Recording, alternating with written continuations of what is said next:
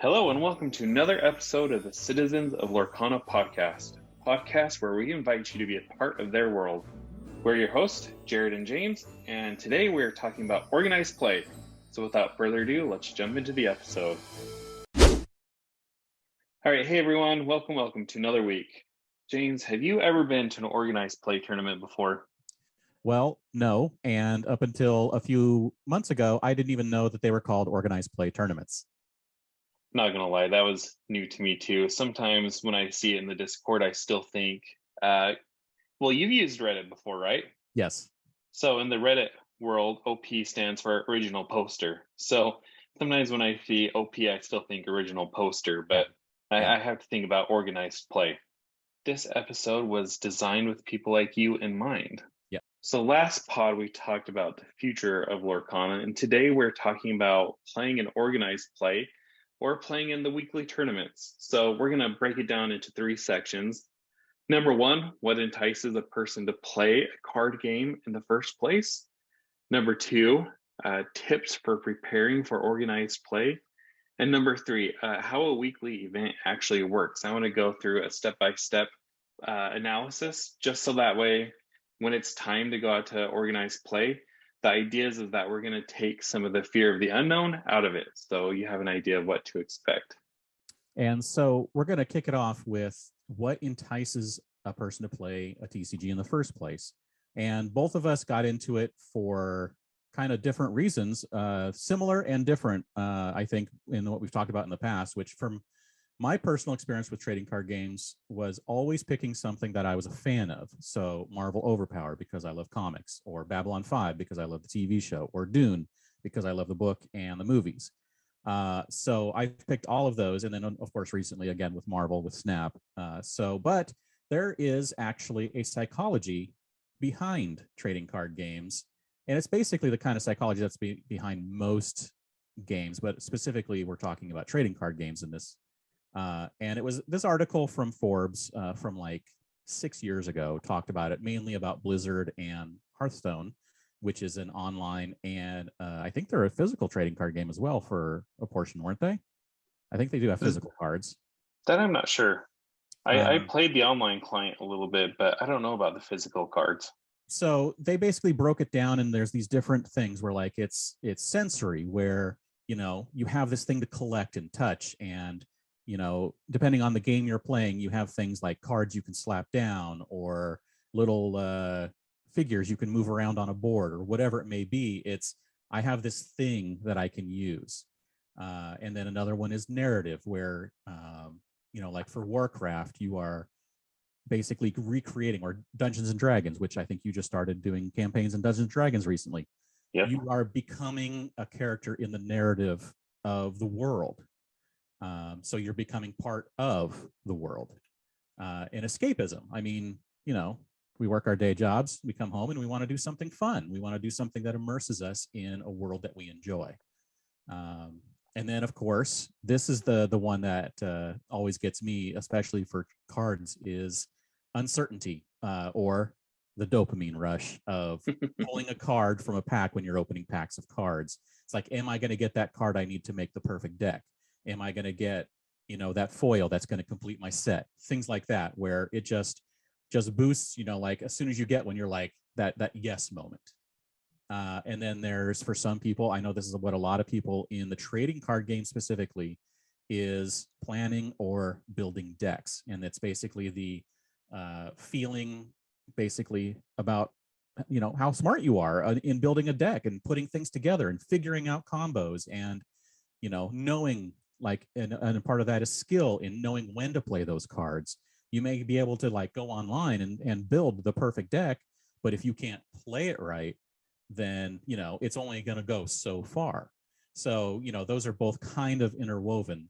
And then going back to like collecting is both for collection growth and personal growth of investing your time, your money, and seeing how you do and getting better at playing the game and getting a complete collection, all of that. Like, it's all of this stuff.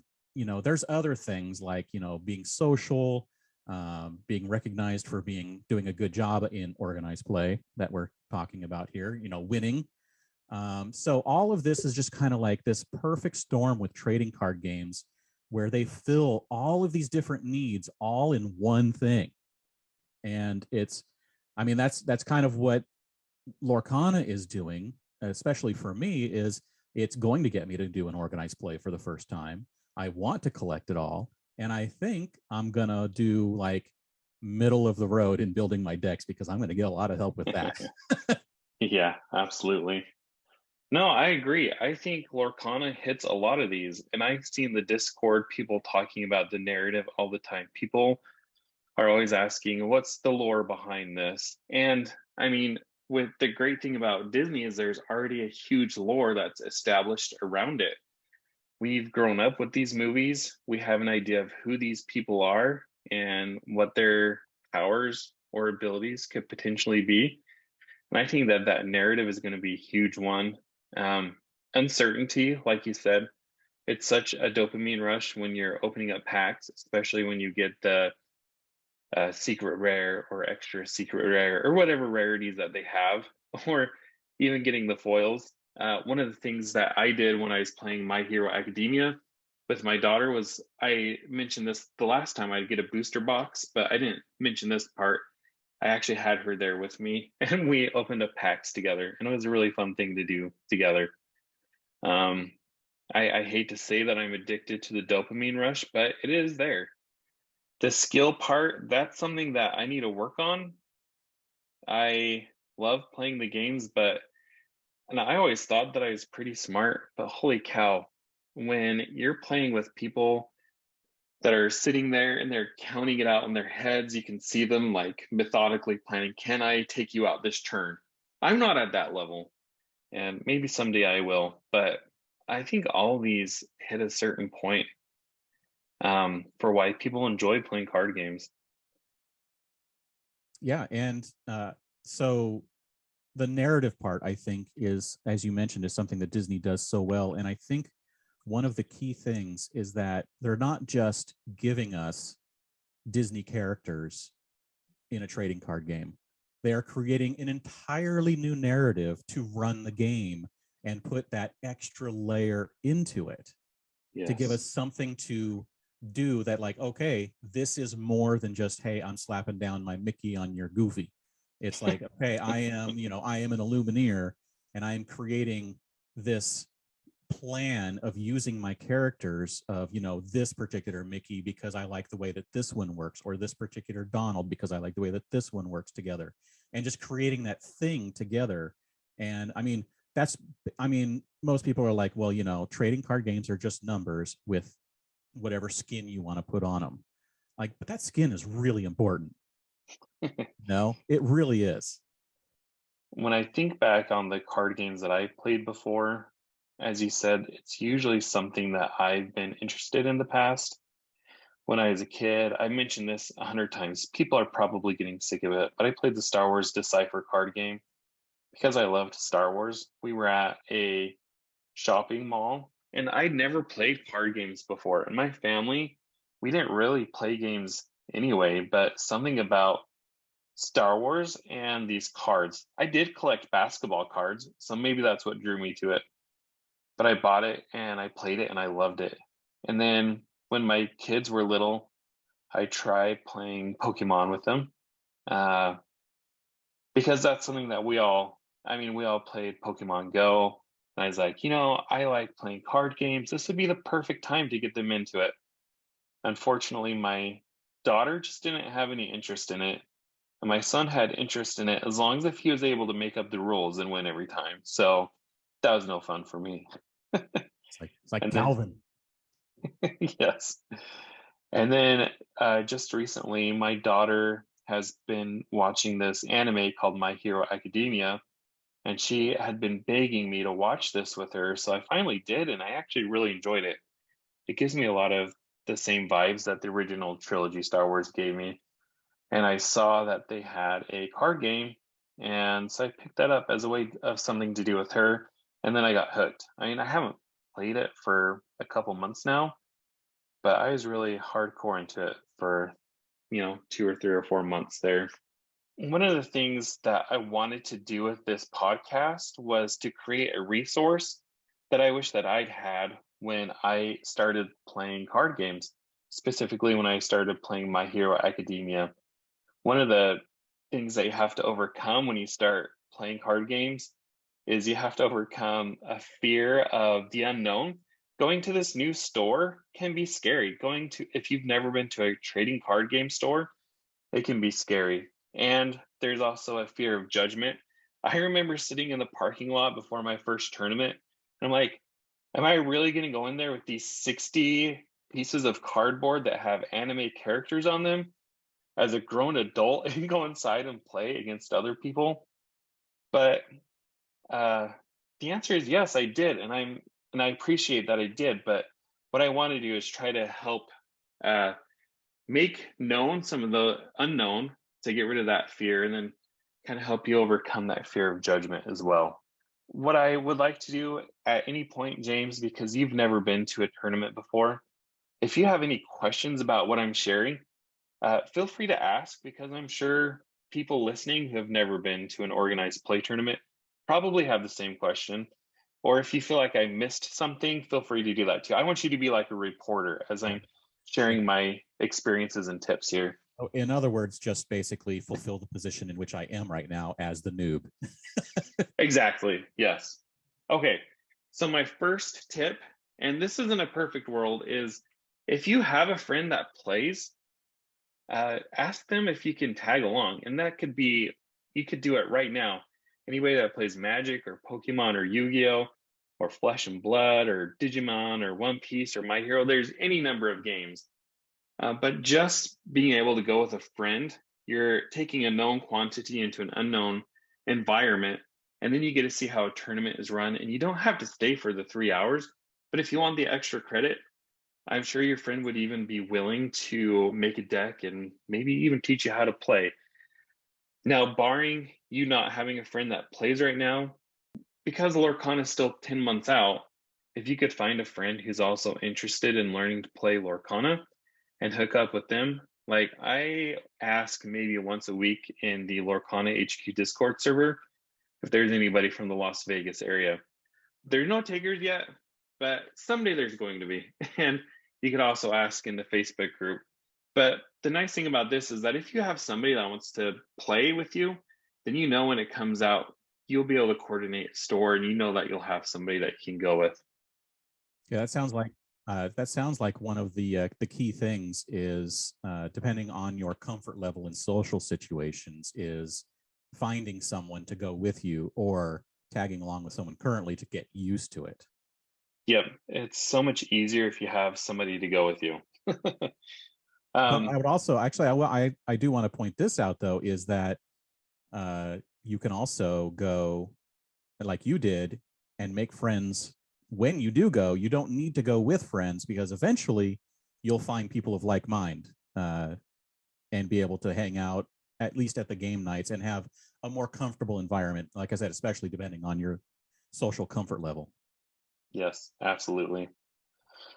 So, barring you not having any friends or not being able to find somebody that wants to play Lorcana, this is what I did when I first started playing My Hero. Was the first thing you have to do is you have to find a store that actually runs tournaments. And so when I was first looking at playing My Hero, I I went on to Facebook actually and typed in My Hero Academia Las Vegas tournaments. So stupid, I didn't find anything.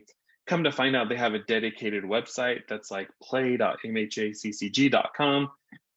And as I've come to find out, most of the major card games, and I'm sure all of them do, have a website like this where you can go on there and it will give you a list of the stores that sell and hold weekly tournaments. So that's the first tip that I have. And then once you find that store, just on your own time and on your own terms, go drive over to the store and check it out. When I was picking up My Hero, I went into my local game store. It's called Dark Side Games, which I kind of like because I'm a Star Wars guy. But I drove over there, and the lady could tell that I wasn't a regular. First thing she says is, "Oh, what can I help you with?" And I told her, I was just being honest. I was like, I'm looking at getting into the My Hero Academia card game. I need to buy some cards, and I was wondering about tournaments too. And it was awesome. She was so nice. She was like, "Oh yeah, My Hero has been around. The UFS system has been around for 19 years. It's produced here in Las Vegas." She was just really hyping me up on it, which made me feel better about going in. And then she showed me where the product was, and then she showed me where the tournaments are played. So just being able to scope it out made me more comfortable with that environment. And then I wish that I had taken this opportunity. She also asked, "I can teach you how to play this game." And I was like, well, I can figure it out. I can read instructions. But in hindsight, I wish that I had taken her up on that offer. So I think the key thing to take from this, besides going and checking it out, is make sure your store is that kind of store. Make sure you're going into a place where when you do ask questions, you feel welcome. Because if you don't feel welcome there, that's probably not somewhere that you want to play, and go find another store if it's possible in your area. So my old town, before I moved here, I was trying to get into a game called X Wings Minis. It's a tabletop game.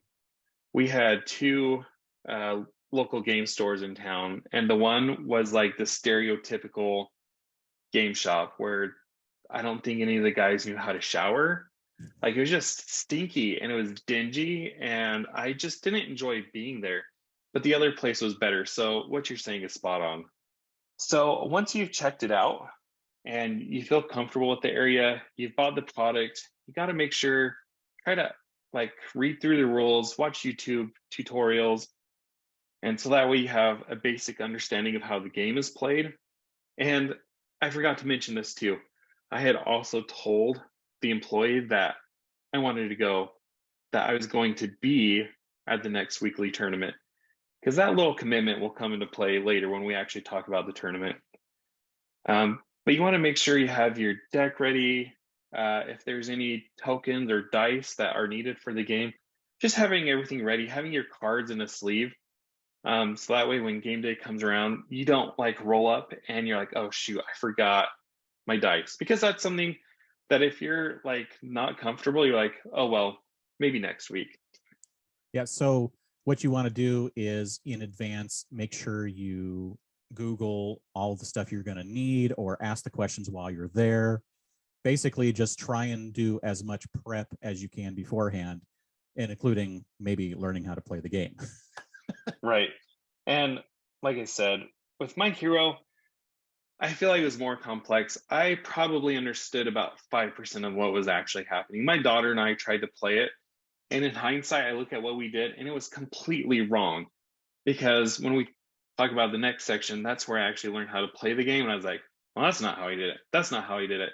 But that's the great thing about going and actually playing the game, is you'll get people who can teach you how to play. But I did try. Like I wanted to have that foundation. We're 5% there.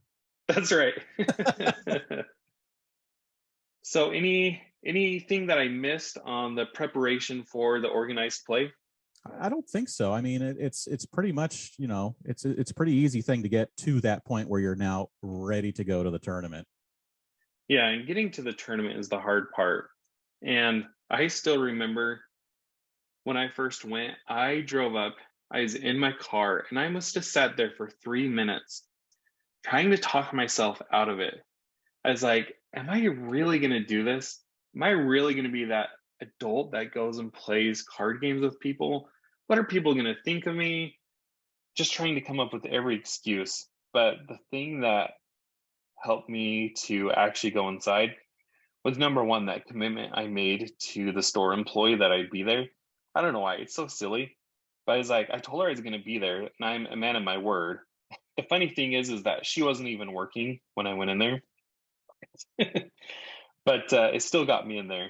And then the other thing too is I asked myself, what is the worst that could happen? The worst that could happen is I absolutely hate it and I never go back. And I waste 3 hours of my life. But on the flip side, the best thing that could happen is that I make new friends, which I did, and I find a new hobby, which I really enjoyed, and I still do. That's the goal right there. So when you get there and once you're actually in the door, what happens is you're going to walk up to the employee uh, behind the desk because they usually have a sign up sheet. You're going to register online for most of these games because the companies want to make sure they know who's coming out to play, but then the stores also want to keep track because they want to make sure it's profitable for them. There's also usually a small fee when you go and play these games. When I would go play my weekly games, it was about a $5 fee. I know there was another local game store that it was free. So it just depends. And that's for My Hero. I don't know about other games. Some may have more, some may have less. That actually, yeah, that actually was surprising to me when I heard people talk about it and you mentioning it, that there was going to be a charge to go to the tournament. It's like, well, in thinking about it, like, well, of course, because, you know, it's kind of a thing. It's both a thing for paying for the time at the store because they're opening their store to this thing that's not theirs technically. But also if they give away stuff, maybe they'll give you some packs, maybe they'll do, who knows what it is, but they do have, you know, these employees that are there running the thing and they're not necessarily doing it for free. So I understand that the needing to get a little bit of money out of it. Yeah, exactly. I was caught off by surprise too the first time. But as you say, I mean, well, we'll get into this, but most of the tournaments will have some sort of prize support. And I'm certain that that's what that cost is going for because it's such a nominal amount of money that they're making that I can't imagine they're making bank off of it. I mean, where they make their money is the people who come in and then they're like, oh, I've been meaning to buy a booster box while I'm here. Or supplies, you know, card protectors or binder or whatever it may be, just stuff that's in the store that the store has in stock.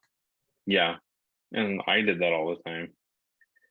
So once you have signed in, hopefully the staff member will take you over to the game area because when I went the first time, just like almost every other night, there was a bunch of people there playing Magic. That's the king of card games. So, of course, there's going to be people there. But she took me over and introduced me to the people who were playing the My Hero Academia card game. And then I sat there and just visited with them, which was kind of nice. They were asking me, you know, who I was playing with, what my experience was, and I just let them know straight out. I was like, I have no idea what I'm doing. When it was time for the tournament to actually start, the tournament organizer will come out and announce pairings. And so tournaments usually last about 3 hours.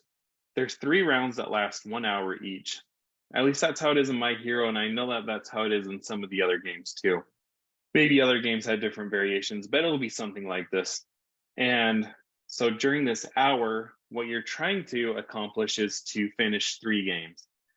And the winner is the one who wins best out of 3. So if you win 2 out of 3, then you won't even play the third game. Sometimes though, you won't even get through one game because some decks are just slow and they take the whole time. In that case, you finish your rounds and you either finish as a draw or the person who has like the most health, or in Lorcana's case, probably whoever has the most uh, lore is going to win. I just want to make sure people know, especially on your first time, it's okay to ask for help. And what I found is that the card game community are a very welcoming group of people. They want people to come in. And so I had, for each of those first 3 games, I think I finished one game and it took almost the whole time because people were like, well, here's what my character does. Here's what this card does. Here's what your card does. I'd show them my hand and they'd be like, well, I would play this to do that. And that's where the understanding of the game really came in from for me. I went in knowing probably about 5% well how to play the game and came out with an 80% knowledge. But I had the foundation to gain the rest of that knowledge there. So that continues for 3 rounds. At the end of each round, they'll have you record who won, who went first, and then once you submit your results, an algorithm will pair you up in the next round, and the tournament organizer will come out, announce the next pairings, and then you go on to the second round. And at the end of the 3 rounds, the tournament organizer will come out. The person that came in first will usually get some sort of prize support. either booster packs or something else, but with My Hero, everybody got some sort of prize support. We got what was called a power up pack. I called it a quirk pack last week, but I was reminded it's a power up pack. And these contain mechanically unique cards, which, going back to last week, I'm so grateful that we aren't going to have mechanically unique cards. But I do hope that we all get some sort of prize support when Lorcana comes out, because it just honestly makes it fun. Like being there and opening up packs and showing everybody what you got. It's like what we were talking about earlier about the whole like psychological aspect of it, of getting something cool as a reward.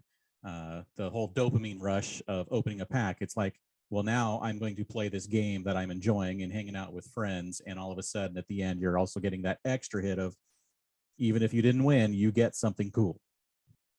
My hope, this probably won't happen, but I think it would be so cool if they had like alternate art cards as prize support, or like different foiling techniques.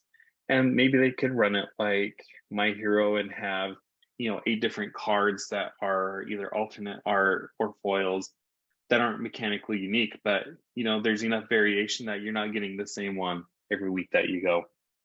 That's what I'm hoping for. So that's kind of my summary of a weekly tournament. Um, Again, my goal was to try to make this a little bit less mysterious. Did I miss anything? Do you have any questions? Well, so when you're playing, I mean, is there game etiquette? One thing that you should always be aware of is it's okay to look at other people's cards, but you should never just grab it. Always ask people before looking at their card, but usually they're cool with you taking a look at it. The way that you determine who goes first, it's usually just like you both roll a couple of dice and whoever has the higher score goes first. That seems to be a pretty consistent rule, because one of the things that you'll learn is that the person who goes first usually has a pretty unfair advantage. I don't know how you counteract that, but it's just how it is. Do you think that's the way it is in most card games, or was it something specific to the system that My Hero uses? No, it's every card game. Every card game. It was that way in Hearthstone. Um, it was that way in Star Wars. Because in a game like Snap, there's no one person going first. Everybody goes at the same time. It's just which one gets their cards revealed first, which can then have benefits or drawbacks. Yeah, that's true. That is one way to counteract it if you're both going simultaneously. But it's just like in these card games, if you go first, then you're automatically generating resources before the other person. And so the thing that people have speculated with the inkpot theory and how to counteract that is that player one will get 1 resource on their first turn, then player two will get 2 resources on their first turn, and then 3 and then 4, and that's how it will escalate. I don't know. That kind of makes sense to me. Yeah, it's something simple, but ramping and to where the second player isn't at an extreme disadvantage would be pretty cool. But that's like a whole other episode, right? Well, we'll have to bring an expert on for that. And speaking of experts, once you've had your appetite whet with local tournaments, there's a whole nother scene of competitive play out there. There's state, there's nationals, there's regionals and worlds. Who knows what Lorcana is going to have? They've promised robust, organized play, but neither you or I really have experience in that arena. So next week, we're actually bringing on a guest who can share with us what that experience is like and what it's like going from a new player to a competitive player.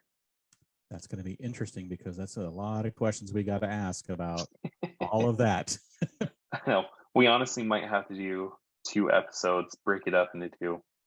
Okay, so let's do a summary of what's going on, of the news. So again, there hasn't been a whole lot going on because the Lorcana team has been on vacation until January 9th, which as of this recording was 2 days ago. They keep promising news. They keep promising that it's going to come soon.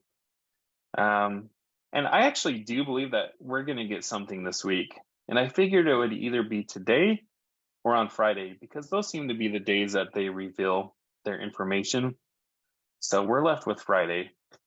And I think that some of us may be a little too in tune with what's going on over there at the Lorcana office, because we're all like, they've been really quiet this morning, and it's like, well, they must have be in their marketing meeting or something like that, because they usually at least have like random replies or good mornings or something, and we're like, they're busy doing something. It's like maybe we're paying a little too close attention to their Twitter feed. Yep. I, I don't know if you saw my meme of the day yesterday, but it had Michael Myers and he's Yeah. standing out from behind the bush. And it was like, Twitter Lorcana. So Disney, Lorcana, I see you're back in office. It's like that's That's not. kind of what we're doing right now. I feel Yeah, bad for them. we're creeping on their socials. But Um, yeah, so news soon, as you mentioned, this week, hopefully. I think so. And if I were to make a prediction, I would think that it's going to be their convention schedule. It makes sense because we have PAX East coming up. So if they're going to be there, I mean, that's just over 2 months away. I don't think they will be there, but I know Gen Con, we were talking about this in the Discord today. Their badges go on sale on the 29th of this month. So I strongly believe that we're going to get convention schedule, if not this Friday, then next week sometime. And apparently, Ravensburger has been to Gen Con plenty of times in the past with their board games and such. So it's not out of the ordinary that they would be there anyway. As I Yeah, think I'm last year, I was listening to a podcast that from a few months ago, and they mentioned that Star Wars Villainous from them premiered last year at Gen Con and was like a huge hit. So, but there was other big news this week in the world of Ravensburger, yeah, which you found, right? I did find it. The CEO of Ravensburger North America. So I don't know how big Ravensburger is, but they're headquartered in Germany, and then they have uh, different locations throughout the world. So Ravensburger North America, the CEO, his name is Philip Franke, and he was actually just promoted to uh, global. We don't even know the name of the role. It was just a description of what he's going to do. Yeah, he's charged with driving global expansion of games, specifically with Lorcana. And the thing that I pointed out in the Discord as well is 3 months ago, Cassidy Werner had a similar thing where she was promoted from the national marketer of North America at Ravensburger to international marketing manager with a focus on Lorcana and new games. I mean, all signs point to this is going to be released globally, if not at the same time for multiple markets, then definitely very soon after it gets released in maybe just a few markets, right? I mean, there's no reason to call all these people global if it's not actually going to be global. Again, this goes back to spending too much time. I remember seeing a job posting they have for a French marketing manager for Ravensburger in France. So I suspect that it's going to be global. And my theory is when you go onto their website, lorcana.com, and you click the drop down menu for languages, there's like 6 languages on there. See, And now I'm my, going to debunk that one because okay, okay. I'm pretty sure based on what because I like I said before, I'm a puzzler, so I've been on Ravensburger's site many times in the past, and I think all those languages were there on their puzzle sites too. So I think it's just where they have like their where they have headquarters in each of those like countries with those languages. So I think that's what it is, but also I think that yes, Lorcana is going to be at each of those. Wherever they have a headquarters, Lorcana is going to be. I feel like all these things are pointing to Ravensburger believing that they truly think that Lorcana is going to be something special. I mean, they have the right IP. The market is hungry for trading card games. and they're promoting these people to positions with new titles. And the fact that they have that much confidence in it gives me confidence that this game is going to be successful. Yeah, I mean, this guy, Philip Franke, was the CEO of North America while the development of Lorcana was happening. Yeah. I don't recall seeing how long he had been the CEO, but I'm pretty sure he is at the company like during the entire existence of Lorcana. And so, who better to drive, be the head of the expansion of it than the guy who basically was there for the whole development of it? So Yeah. he knows all the people involved. He knows the game. He was there, as mentioned, in my story from a couple of weeks ago. He was on the floor at the booth at D23 working the booth. He was there along with, designers and artists and all the people that were there at the booth. They were all people who created the game. So I think that they all have, like, besides, working for the company, I think they honestly all have like a very personal like drive to make this thing a success. And so that's one of the things I feel is really going to help it, is that everybody is so committed to it. Yeah. That's a thing that I've sensed as well. Everybody who's worked there, that has worked on Lorcana, they all have a passion and they're genuinely excited to share this game with us. So I'm excited. Me too. I think it's definitely a positive thing that he got moved to this role. Same here. So did we miss any other news? There hasn't been any other news. Yeah, there really hasn't. Now watch, it's gonna drop tomorrow or Right? something right Yeah. after we record this. We'll be back next week with all the newest news. That's right. Well then, let's play Disney Jeopardy. Uh-oh. I'm on the hook again. We are going to choose the miscellaneous category, Uh-oh. and we're going to start with 100. Okay. What is the name of Simba's uncle? Scar. Yep. Ding, ding, ding, What is ding. Scar? Oh, Fuck. that's right. I'm giving it to you because I didn't even catch that. Okay. Here's a challenging one. Name all 7 dwarfs. Sleepy, Sneezy, Dopey, Doc, Bashful. Okay, I got 2 left. 2 left. Yep. So, Happy Happy. Yep. and no, Easiest one. the easiest one. This is crazy. Oh, Grumpy. Grumpy. Ding, ding, ding, ding. However, I will have to dock you because you didn't form it in a question. Oh, Yeah, no, I'm not going to be that hardball. Okay, good job though. That is a hard one to name all 7.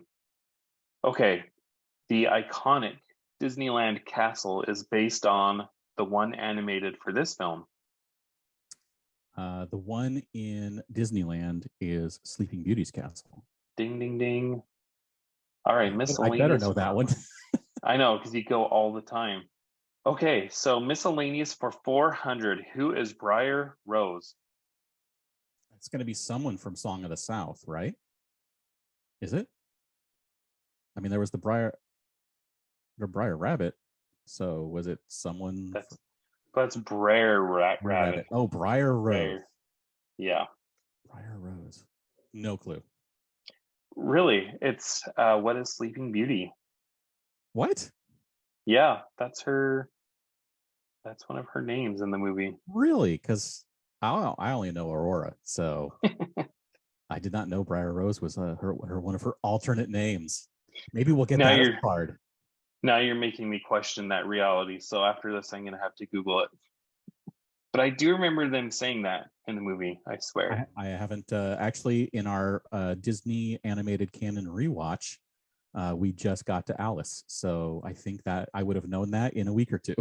Oh, okay, so for 500, what is the name of the Halloween movie about an imaginary town from the Disney Channel? Oh, Isn't it just Halloween Town? Oh, you're correct. I watched that just during last year's Halloween. There's no way I would have gotten that. I don't even know what it's about. It's about this family of witches who the grandmother or the mother does not no longer wants to be a witch, but the daughter is starting to show inklings of becoming one, and the grandmother shows up, and then they all go to Halloween Town. They sneak there, blah blah blah. Adventure ensues. It was actually pretty good. Oh, I think I have watched that actually, because that's sounding familiar. Yeah, it came out like 20 years ago, I think, and then they did Well, 2 or 3 sequels.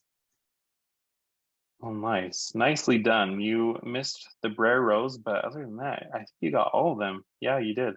I'm pretty proud of the 500. So that's always a tough one. Yes, it is. All right. Uh, anything else before we sign off? I don't think so. I'm trying to think if there's. We were just talking before we started recording about Bad Batch this week, which was the newest episode. It's I guess the third episode of the season, but the second week.